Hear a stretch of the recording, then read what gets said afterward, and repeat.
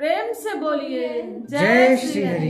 बोलिए सर्वशक्तिमान प्रभु की जय। इंसान अपने जीवन के लिए तो सुख मांगता है प्रभु से, लेकिन दूसरों के लिए क्या मांगता है? दूसरे के लिए अगर दुख मांगता है तो अपने जीवन में खुशियां कहाँ से मिल सकती है?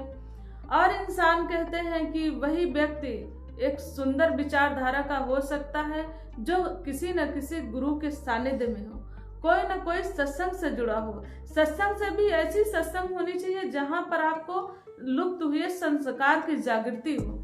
जैसे जो संस्कार है, संस्कार इंसान के जीवन की बहुत बड़ी नींव है।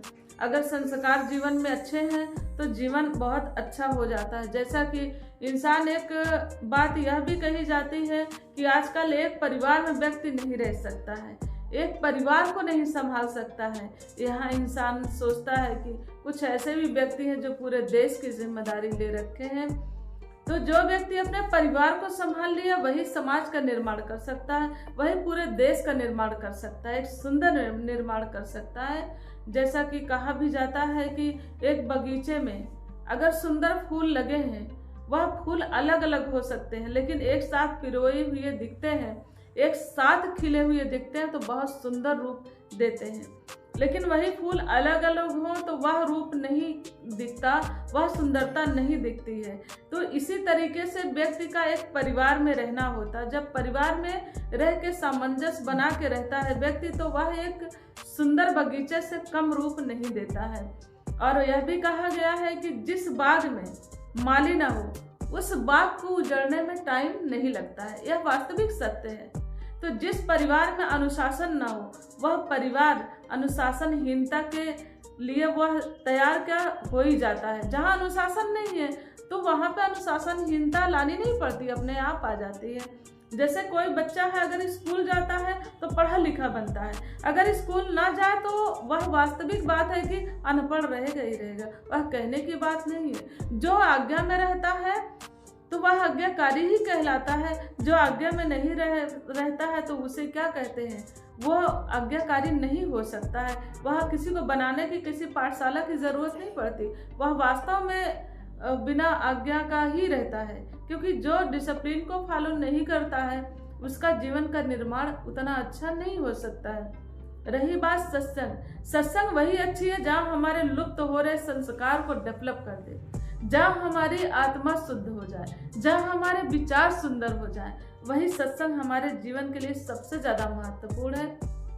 जैसा कि एक बार की बात है कि 2 बजे रात कई शिष्यों को गुरु ने बुलाया कि बेटा दातुन तोड़ के लाओ। तो उसमें से कुछ शिष्य चले गए, कुछ तो घूम के आए, बोले रात में के अंधेरे में पेड़ नहीं दिखा। कुछ लोगों ने बोला पेड़ तो दिखा लेकिन उसकी टहनियाँ नहीं दिखी, तोड़ने लाए। कुछ शिष्यों ने कुछ बताया, कुछ शिष्यों ने कुछ बताया, लेकिन एक शिष्य रात में ही दातुन तोड़ के बना के दातुन गुरुजी को दे दिया। तो गुरुजी ने बोला कि तुमने यह क्वेश्चन नहीं किया कि इतनी रात में गुरुजी आप भेज रहे हैं दातुन के लिए, क्या कारण है? तो उन्होंने बोला गुरु की आज्ञा ही मैंने सीखी है कि गुरु की आज्ञा ही प्रभु की आज्ञा है, इसलिए मेरा कोई क्वेश्चन नहीं है। वह भी दिन बनाने वाले, रात बनाने वाले स्वयं मालिक है और उस मालिक तक पहुंचाने वाला स्वयं गुरु होता है। तो उसमें हम अपनी क्यों रखें? जो गुरु ने जैसे कहा वैसे हमने मान लिया। तो आगामी चल के जो आगे आने वाले समय में गुरु को जब अपने गद्दी का चुनाव करना था, उसी शिष्य को उन्होंने गुरु गद्दी पे बैठाया जो शिष्य रात में दातुन लेके आया था। वह बातें उन्होंने कभी किसी को कही नहीं, लेकिन मन ही मन उन्होंने बताया कि जब इतना आज्ञाकारी मेरा भक्त हो सकता है तो समाज संसार के लिए जैसा मैं चाहता हूँ वैसा ही यह विचार देगा और वैसा ही मैसेज संसार को दे सकता है। क्योंकि आज्ञा में ही प्रभु आज्ञा छिपी होती है। गुरु की आज्ञा सर्वोपरि होना चाहिए।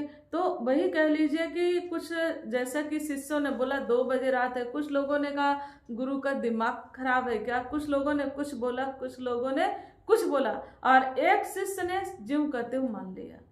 तो कहने का भाव यही होता है कि आज के समय में भी लोग माता पिता की आज्ञा को नहीं मानते, लेकिन माता पिता इस धरती के भगवान तुल्य हैं। उनकी आज्ञा में रह के अपने जीवन को जिए, अपने गुरु के सानिध्य में अपने भविष्य का निर्माण करें।